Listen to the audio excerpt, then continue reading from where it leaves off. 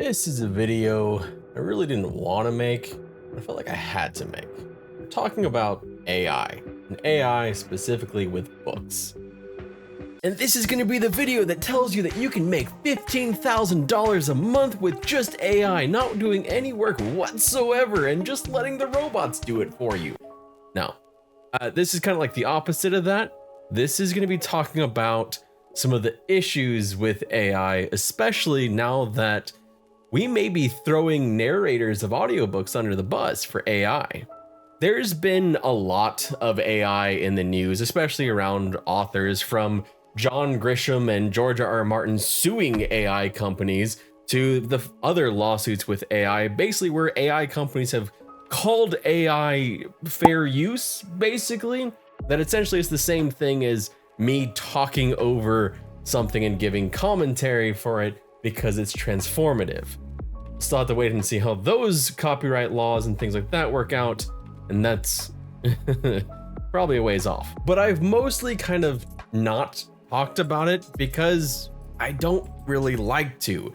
It's a subject that it's still in its newer stages, and there's so many things around it that haven't been decided yet, and there's so much damn content on it already, with most of it being like get rich quick schemes where you just use AI so you don't have to actually do anything and it just does it for you, or you know, the existential dread of how we're all going to be completely and utterly replaced by AI. And that's kind of maybe possibly what might be happening to narrators of your audiobook. And that's why I wanted to talk about this specifically, because it is something that was actually very enticing to me, not necessarily now with AI, but back when I was first writing my books and I wanted to expand my audience, I looked at things like text-to-speech audiobooks to see if it was even a possibility. And now it sounds like that really is going to become a possibility. Creating an audiobook is a very expensive process. Paying the narrator is not going to be cheap. It is probably cheaper than you think it is. I mean, I know when I was first looking at it, I was like, God, it's going to cost so much money. It's going to cost like $3,000-$4,000 to make an audiobook. That's not entirely true. It really depends on your narrator. That you can pay per finished hour much less based on the experience of the narrator, and it's still gonna be expensive, don't get me wrong, but it's kind of more like in line with editing. But there's a reason why it costs money. It's difficult, and it may even be as important, or at least somewhat as important, as the actual writing itself. And I say that from personal experience, both as someone who enjoys audiobooks and someone who is currently paying someone to make an audiobook for me. And what happened with that, like when I was listening to that person make that audiobook, when I was listening to what they sent me, I kind of did a double take. I was like, is this shit my writing? Because it sounds way too good to be my writing. But that's part of the performance. They are performing your writing. It is an art form in itself. And that's why I felt it was important to talk about the fact that Audible and Google and Apple and Findaway Voices are actually trying to find kind of a shortcut for you to do it. And while doing it, still taking all of your royalties. I think at the same time, like Audible is still taking about 60% of your royalties for their AI generated audiobook. So why is this bad? I mean, the silver lining of this would be something like, oh, well, hey, it makes audiobooks more obtainable to people that can't afford a narrator.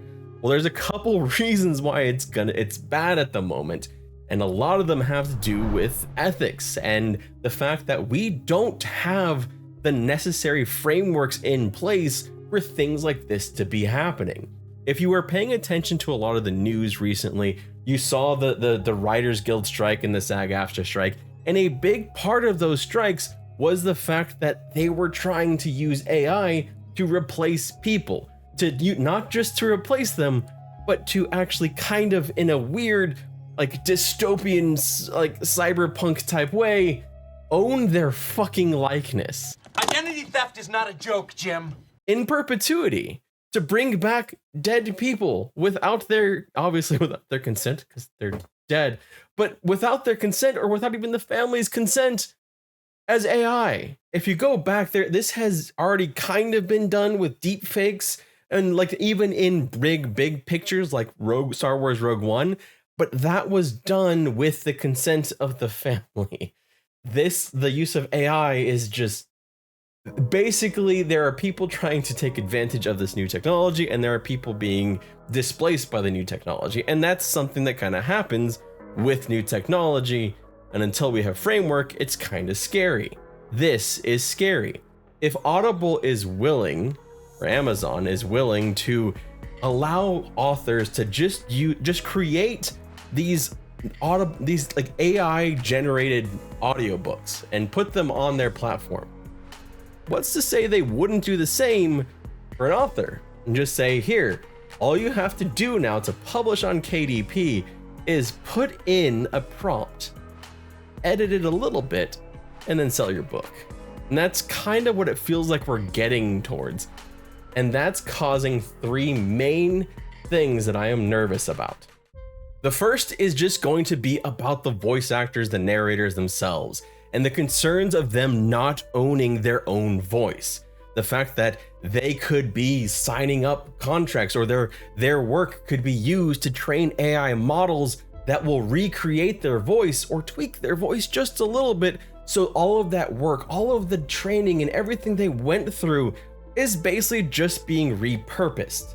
Now, I can see the argument for someone's using their own AI voice model to make their own work a little bit easier, but they would be owning their own voice in that case. That doesn't always seem to be how it is. And even when reading some of the things for this, some of the narrators were talking about how they were staying away from projects that would say they would take your voice. That's dystopian as fuck. That is its own creepy ass novel of people owning your likeness, people owning your voice, using your voice. And that is where my biggest, that's honestly my biggest concern, is the concern of what is going to happen to all these narrators, and will they be able to maintain control over their own likeness? And for right now, we don't know where that is. Right now you already have AI fakes of Mr. Beast trying to sell phones to people. You have AI of Tom Hanks doing similar stuff. It's likeness that is being replicated. And do they actually own it? Now, granted, in those cases, those are huge people that are getting their, able to kind of like get that stuff taken down. But for the smaller narrators that don't have as much cachet, how are they going to take care of this? How are they going to get rid of these models that are using their voice? And if you can get the same voice for half the price or less, that's going to be something that is very tempting for a lot of people. Brings me to the next one. There is going to be so much garbage out there. We already have it on YouTube. There is like fully AI YouTube channels. You see it every time you scroll through YouTube Shorts. You see it on TikTok, some AI generated short or something like that. Channels that are completely AI generated, from the scripts to the graphics, everything is AI. It's normally shittier in quality. It's crap because it still lacks people. And one of the things I talked about with the AI narration is the AI doesn't have the ability to understand the writing. It is emulating, it is mimicking. So it is struggling with certain things. It is struggling to perform. And that means that we are going to get a whole lot of shit. And because it's so easy, people flock to it. I just looking up AI and writing came up with so many YouTube videos of just do this and you don't even have to try. Basically make $15,000 a month by just putting in AI prompts and then putting in AI voice and selling your AI book. There's going to be a lot of garbage content out there, and that hurts us all. The last one that's a concern is just even if you take that first one and the The narrators own their ability to have their AI voice, and they can kind of lease out that voice and get paid for it and get their, have their own copyright over it. And perhaps most importantly, make sure it is not used for something that they are not okay with. Like if it, like there's definitely things I would never want my voice to be used to promote. It's just something like, that's just not like, you know what? Take it this way, because if my voice was used to sell a fucking NFT, I'd be kind of pissed. So I'd like to at least know that I have some kind of control over what my voice and my likeness is doing. It's, kind of important. It's important for narrators too. But if they have that control, you still have to worry about how that could impact new narrators. And think about that. You can think about it in the same way about writing books too. If basically you can just create copies of George R.R. Martin or copies of John Grisham, that floods the market with things that are already a known quantity.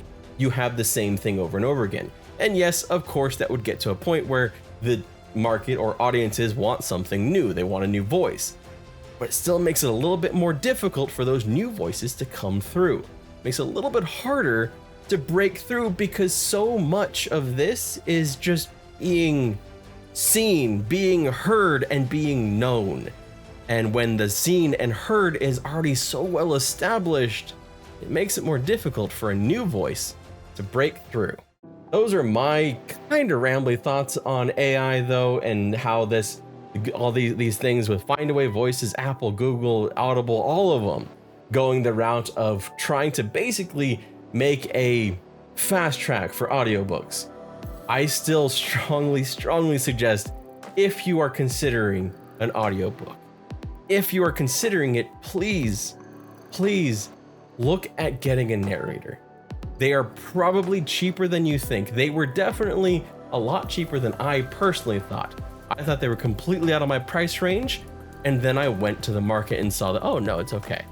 It's one of those things, like if you just Google search it, you're probably gonna get the wrong answer. Same thing when it comes to creating a cover for your book or creating art for your book. There are real artists, human artists that will create things for you. It's so tempting to use AI, but you can connect with an artist, you can connect with an editor, you can connect with a narrator, and you can work together to create something artistic. You can create it yourselves together as fucking human beings. We're heading into this dystopian thing of basically, it feels like I don't know. This is why I don't like covering AI, because I don't know where this is going. I just know that this feels wrong. At least, at the very least, at the bare minimum, until we know for a fact that the narrators are some way protected, that the artists are some way protected. So until those copyright laws go through, I just stay away, please. That's my hope anyway. Thank you all so much for watching and listening to me ramble. Let me know down in the comment section below whether you agree with me or don't agree with me. It is totally fine if you do not agree with me. This is just my personal opinion, but thank you so much for watching, and I appreciate you. Have a wonderful day, and remember, just keep fucking writing, because the world needs your stories, and hopefully not AI ones.